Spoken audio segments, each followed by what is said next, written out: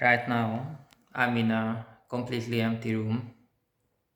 There's an echo, and this shirt, I haven't had this for quite a long time. I quite like the design, because it's like the what the pirates were back in the day in the 1600s or something, no? At least this is how they show them, how they present them in cartoons and stuff. What I wanted to tell you about that living in London for so many years, there are so many changes I want to document here. There are some of the changes, like literally, it feels like a real phenomenon. So, this is what I'm gonna talk about today. Before, whenever two people met, I'm not talking about small talk.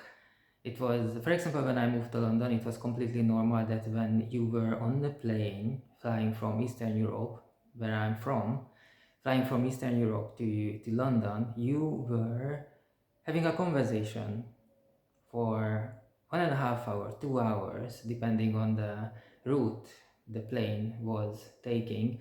I remember years and years ago it was much quicker to get here to London. Now it's getting longer and longer, but people don't talk anymore. But when I came here the first time to London, people talked and shared phone numbers, and we met after the trip as well.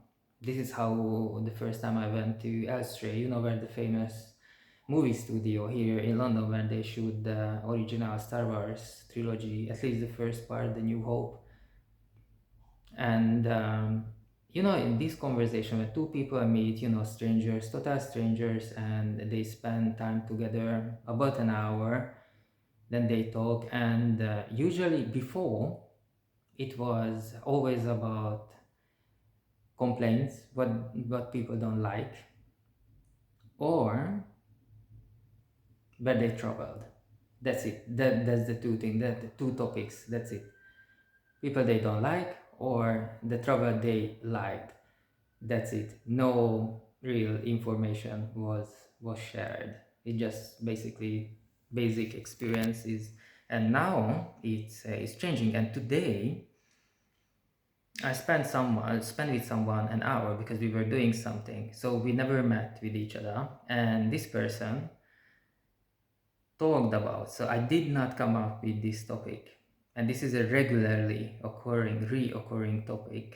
And that's why I want to talk about it, because this is a phenomenon in years in the past. It never happened when two strangers met the first time and they had a conversation.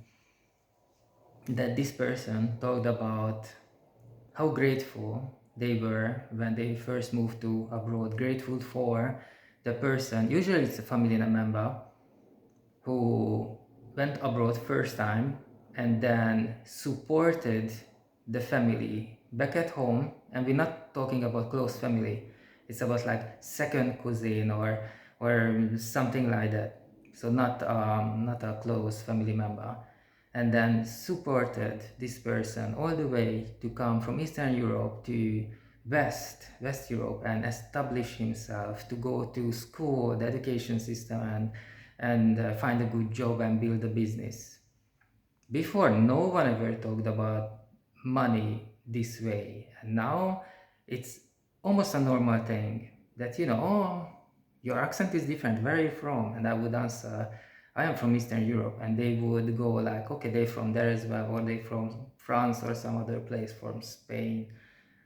And then we would talk about, I traveled there, I've been there, and this is what I know about the cuisine, this is what I know about the buildings, this is what I know about the people going there. It's popular among young people, people in their 40s, people in their 60s, all this stuff. Now it's completely changed. Now they would go on, the conversation would go on about who supported them to come here, so who supported them in the early years to go through school, the education. The education could be even the language schools, to learn basic English, to find a job.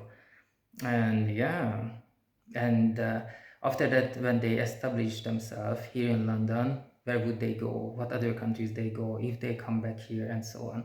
So this is a phenomenon. This is a huge change that people talk about family members who are they grateful for the support. This is very new, and it happened like a dozen times already.